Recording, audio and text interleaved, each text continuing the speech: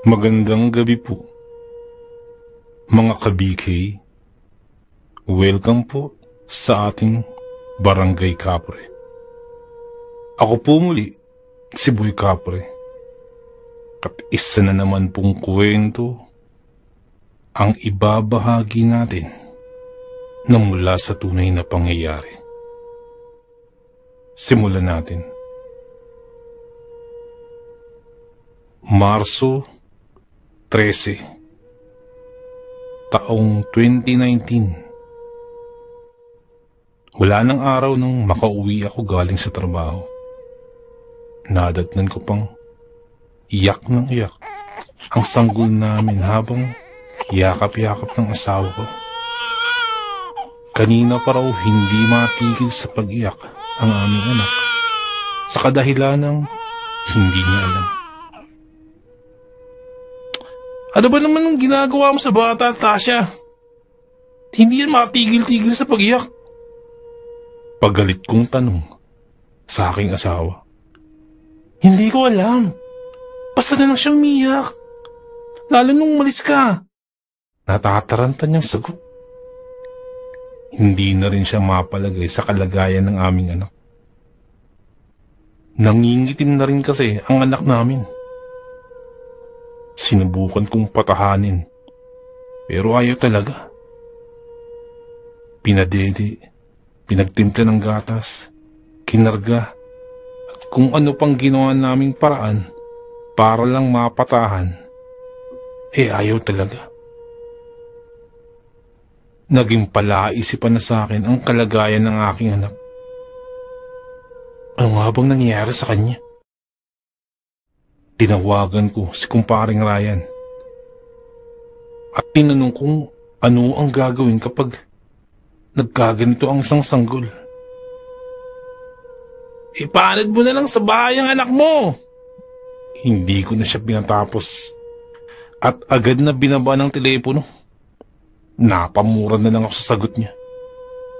Lasing pala ang gunggong, kaya ganun na lamang ang namutawi sa bibig. Sinubukan ko rin tumawag sa kakilala kong doktor. Pero dahil siguro nasa klinika pa siya at abala sa mga gawain dun, hindi nito sinagot ang aking tawag. Maghakating gabi na lang at sige pa rin sa pagyak ang anak namin. Nababahala na ako sa maaaring kahinatnan nito. Sa pinaghalong emosyon at takot para sa aking anak. Dagdag pa ang hindi mapalagay na asawa.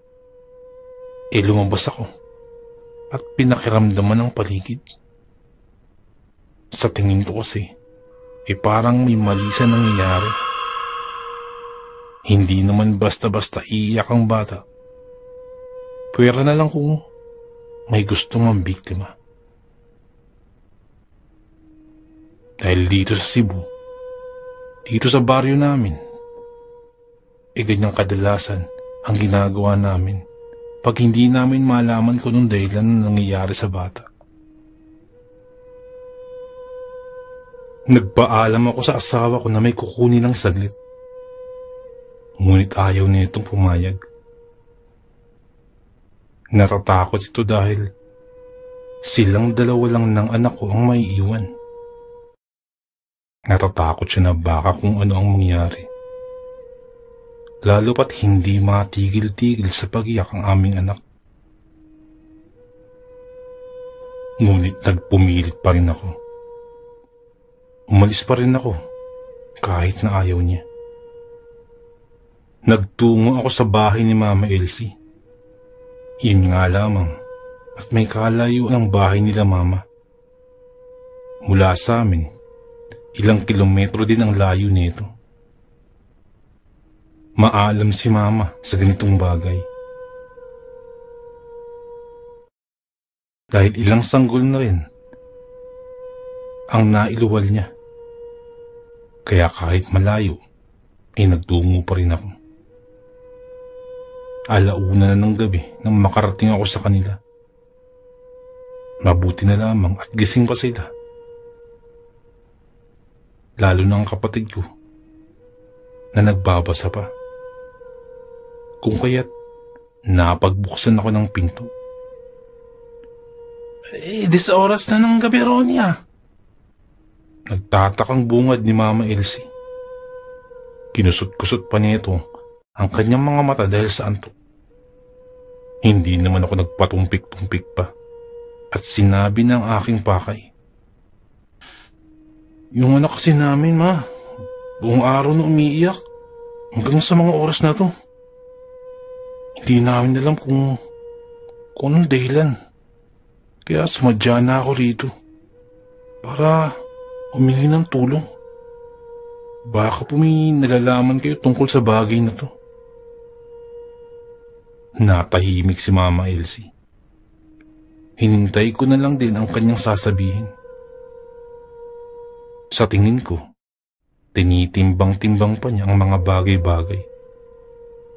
Baka may umaaligid-aligid sa bahay ninyo kaya nagkagano ng bata, sabi ni Mama. Agad ko namang nakuha ang pakahulugan ng kanyang sinabi. Minsan na rin kasi akong sumaksi sa mga kakaibang kaganapan ng kabataan namin. At sa mga panahong sanggol pa lamang ang mga nakababatang kapatid ko. May puno ng suha sa likod ng bahay natin. Magbali ka ng sanga at ilagay mo ito sa gilid ng bahay ninyo. Malapit sa kinalalagyan ng bata. At pakiramdaman mo ang paligid. May sinasabi pa si Mama, pero hindi ko na siya pinakinggan pa. Nagtungo ako agad sa likod ng bahay at walang pag-aalinlangan, bumali ng isang sanga sa puno ng suha. Hindi na nga rin ako nakapagpaalam pa kay Mama dahil sa pagmamadali. Dahil iniisip ko ang kalagayan ng anak ko. Baka hindi ko na tumaabutan pa. Lakad, takbo, lakad. Yun ang ginawa ko para lang makaabot sa bahay ng mas mabilis. Sisingap-singap pa ako at hinahabol ang hininga. Pero hindi pa ako nakarating sa bahay. Ngunit tanaw ko na ito. Biglang napaar ko ang kilay ko nang mapansing bukas ang pintuan nito. Sa pagkakatanda ko, isinarado ni Tasha ang pintuan nang makalis ako. At iyon din ang utos ko. Dali-dali akong tumakbo papuntang bahay. At sa pagsagi ng ideyang baka lumala ang kalagayan ng anak namin. Tasha! Tasha! Dumaos-dos mula sa maigpit na pagkakahawak ng kanang kamay ko ang sanga ng suha. Nang mapansin ko yun, biglang tumambad sa aking harapan ang isang lalaking walang pangitaas. Nakapasok ito sa bahay namin. Madungis ang itsura nito. Ngunit ang nagpakilabos sa akin, nagtatagla ito ng napakahabang dila. Bukod pa dun mapupulang mga mata nito.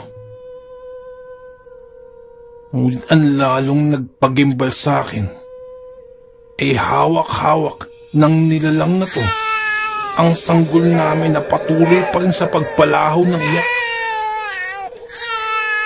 Hindi ako agad makakilos sa pagkabigla.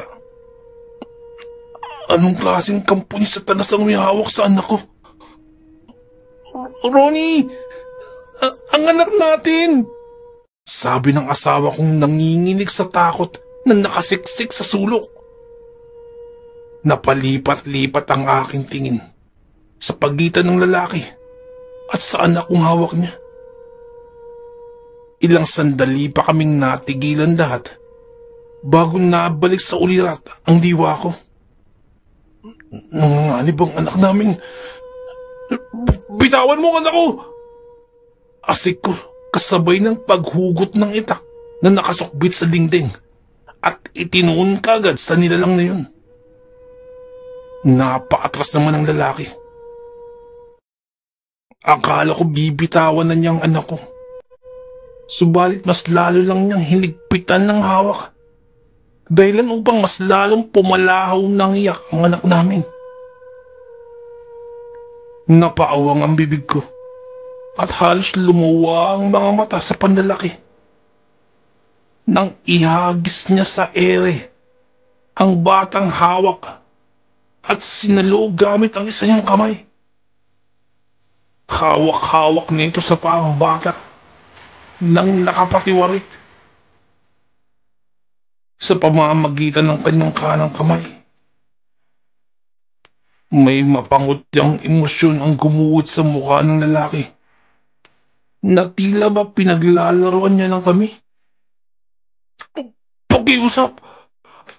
Bitawan mo anak ko! Ako na lang kunin mo! Nangingilid na ang mga luha ko sa kalagayan ng aking anak. Tuluyan ng nangitim ang bata sa tindi ng paghiyak. Hindi naman maaawat sa pag-ikbi at pakikiusap ang asawa ko sa gilid. Ibinaba ko na rin ang hawak na itak dahil mas lalo lang niyang sinasaktan ng bata sa tuwing tatangkain kong tagain siya. Kasunod nun, lumuhod na rin ako sa harapan niya. Nakikiusap na huwag galawin ang anak ko. Pero ang lalaki sa harapan, masyadong mahirap at matigas pakiusapan. Saksi ang dalawang mata ko kung paano niya napisan ang pisngi ng anak ko gamit ang kanyang kuko. At agad na dinilaan ng pumapatak na dugo. Halos masiraan na ako ng bait sa kalagayan ng anak. Kahit anong gawin kong pakiusap at pangungimbinsi, ay hindi ito natinag. Nasa ganung tagpo kami ng may mga boses ang narinig ko mula sa labas. Ronnie! Ronnie! Ronnie! Agad akong napatayo at tingnan ko sino ang mga to. Sina mama pala, kasama ang mga kapatid kong lalaki. Agad akong napatakbo sa kanila. Natataranta pa. Sa sobrang pagmamadali ay halos nakaladkad ko na si mama sa loob ng bahay. Subalit kapwa kami napatigil nang hindi ko na makita ang lalaki sa loob kasama ang anak ko. Tinangay ang anak natin, Ronnie! Hiyaw ni Tasha sa gitna ng paghikbi habang pinapaulanan ako ng hampas. Kitang-kita ko ang napakalaking buta sa aming bubungan na pinagtaasan ng lalaki. Maya-maya ay sumili pa ang lalaki at ginawaran kami ng ngiting malademonyo. Hayop ka! Ibalik mo nga po ko! Sigaw ni Mama Elsie. Nanlumo ako at hindi na matinag sa kinatatayuan. Nanatili ang paningin ko sa butas na bubong habang samot-saring ideya ang tumatakbo sa aking isipan. Hindi ko na ba makikita ang anak ko? Maliligtas ko pa kaya siya? Mababawi pa namin siya? Hindi ko na alam ang nangyayari sa paligid. Pero ang pandinig ko ay aktibo pa rin. Naririnig ko pa rin ang mga boses sa paligid. Pero hindi ko makuha ang gumalaw. Na pati pag-awang o pagkurap ay ayaw. Naririnig ko na lamang ang mga boses nila mama at ng mga kapatid ko. Na parang may hinahabol sila. Ang tinutugis nila ang nilalang na yun. Ibalik mo yung bata! Ibalik mo yung bata sa amin! Hahayaan ka namin mabuhay. Ibalik mo yung bata. Kung ayaw mong ibalik, papatay ka namin! Nabalik lang ako sa ulirat nang hampasin ako ng walis tingting sa muka ng asawa kong balisang-balisaan na rin sa nangyayari. Tatayo ka na lang ba dyan? Yung anak mo, sa bingit ng kamatayan. tila sako ng basurang kinakaladkad niya ako palabas ng bahay. At dun ko lang nalaman na na-corner na ng mga kapatid ko kasama si Mama at ilang kapitbahay namin ang nasabing lalaki. Pero yung anak namin ay hawak-hawak pa rin niya. Huli na to! Hahayaan ka namin lumayo pero ibalik mo yung bata! Galaitin ang nakatatandang kapatid kong lalaki. Sa halip na pakinggan ng aming daing, mas lalo lang niyang sinakta ng bata. Inipit na ito. At dahil doon ay nawalan na naman ako ng lakas na hanggang sa pagtingin na lamang ang ginawa ko. Sinubukang kausapan ni Mama Elsie ang lalaki sa mahinahong paraan. Nung una ay nakikinig naman ito at dahan-dahang ibinaba ang bata. Ngunit nang mapansing papanain siya ng isa sa mga kapitbahay namin, muli niyang hinigpitan ng hawak sa anak ko. Ibaba niyo muna kasi yung mga sandata niyo. Paggalit na sigaw ni Mama Elsie sa lahat, na sinunod naman ng aming mga kapitbahay. Sige na, ibalik mo sa amin ang bata. Hindi ka namin sasaktan. Baling ni Mama sa lalaki. Pinasadahan muna kami ng tingin ng lalaki bago niya iniabot ang bata kay Mama. At sa wakas nabawi namin ang anak ko na agad na niyakap ng asawa ko. Pero nang magsimula na kaming lumakad palayo, muling naging agresibo ang lalaki. Ang napakahaba niyang dila ay tila ahas na pumulupot sa kung sino mang mahagilap nito at walang alinlangang kinapusan ng hininga. Naalirto ang lahat kung kaya tumandaan na rin sa pakikipaglaban. Likas na matapang ang mga tao rito sa amin. Kaya hinarap nila ito. Nahirapan silang mapatigil ang lalaki dahil sa pambihirang lakas at hindi birong paraan ng pagpatay ng kanyang biktima. Habang nangyayari yun ay pumasok naman ako agad sa bahay at isinarado ang lahat ng maaaring pasukan. Niyakap ko ng mahigpit ang mag-ina ko habang pinapanood sa maliit na bintana ang nangyayaring labanan sa labas. Nasugatan mga kapatid ko, lalong-lalo na si Kuya Jason. Nakita ito ni Mama kaya ganun na lamang ang pagkagalit niya. Nasundan ko na lamang ng tingin ang mga sumunod na ginawa ni Mama.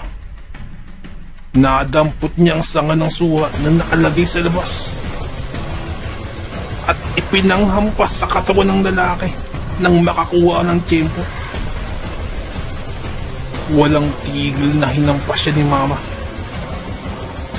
hanggang sa mabawasan ang lakas nito at tila ba napapaso ang balat na madampian ng suha. Ilang sandali pa ay humandusay na ito sa lupa na tila ba naubos na ang lakas para manghasik ng lagim.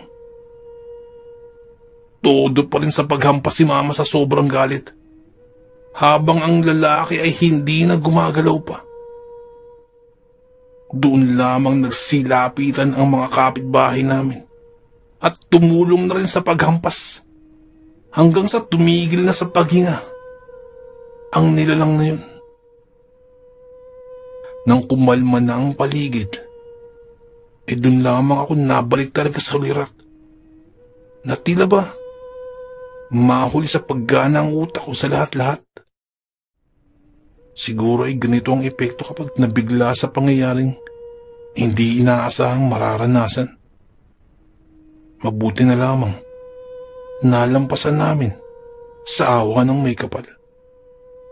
Niyakap ko muli ang anak ko na bumalik na rin sa normal at hinahagkan-hagkan ko ang noo. Akin na nga yung bata.